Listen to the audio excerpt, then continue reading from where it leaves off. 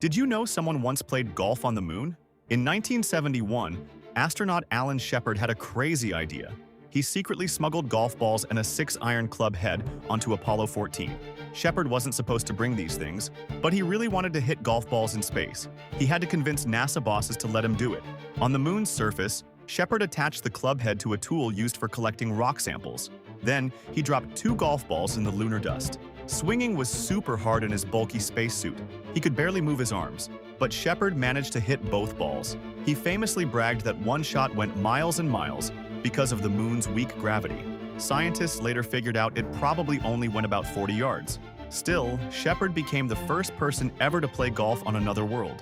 He combined America's space program with America's favorite sport. Those 2 golf balls are still sitting on the moon today, the most expensive golf shots in history.